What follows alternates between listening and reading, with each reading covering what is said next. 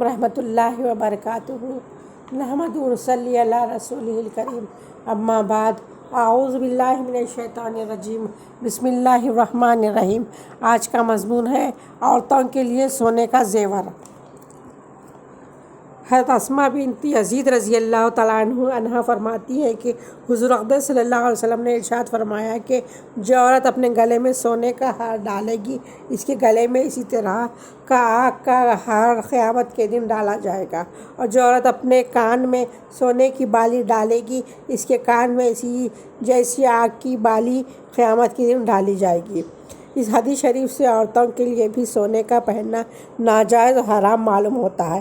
اس وجہ سے بعض علماء نے اس کو ابتدائی اسلام پر محمول کیا ہے، اس لیے کہ سب علماء کے نزدیک دوسری احادیث کی بنا پر عورتوں کے لیے سونے چاندی کا زیور جائز ہے، لیکن بعض علماء نے اس حدیث کو اور اس جیسی احادیث کو زکوٰۃ ادا نہ کرنے پر محمول فرمایا ہے، اور بعض روایات سے اس کی تائید ہوتی ہے۔ چنانچہ خود حضرت اسماء رضی اللہ تعالیٰ عنہ کی روایت ہے کہ میں اور میری خالہ حضور اقدس صلی اللہ علیہ وسلم کی خدمت میں حاضر ہوئے، ہمارے ہاتھوں میں سونے کے کنگن تھے۔ حضور صلی اللہ علیہ وسلم نے دریافت فرمایا کہ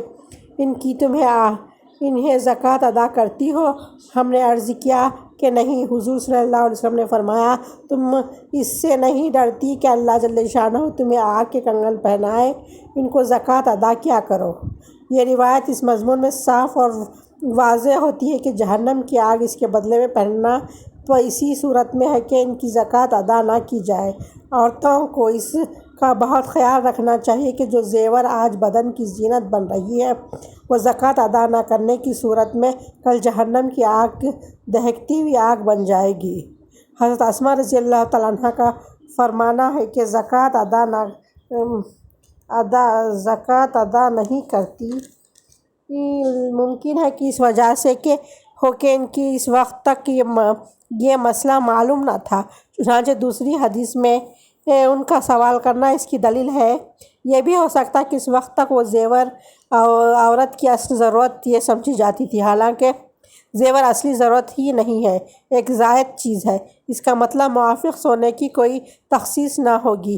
چاندی کا بھی یہی حکم ہے۔ چنانچہ ایک اور حدیث میں ہے کہ حضرت عائشہ رضی اللہ تعالیٰ فرماتی ہیں کہ حضور صلی اللہ علیہ وسلم تشریف لائے تو میرے ہاتھوں میں چاندی کے چھلے ملاحظہ فرمائے، ارشاد فرمایا کہ یہ کیا ہے؟ حضرت عائشہ رضی اللہ تعالیٰ عنہ نے عرض کیا کہ میں نے اس لیے بنوائے کہ آپ کے لیے اپنی زینت کرو۔ حضور صلی اللہ علیہ وسلم نے فرمایا کہ اس کی زکوٰۃ بھی دیتی ہو؟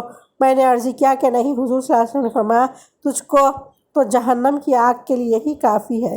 یہاں انکار کی ان دو وجہوں کے علاوہ جو بھی پہلی حدیث گزری ہے، تیسری کی وجہ ہو سکتی ہے۔ چاندی کے چھلوں کا وزن عام طور سے اتنا نہیں ہوتا کہ وہ نصاب تک پہنچ جائے۔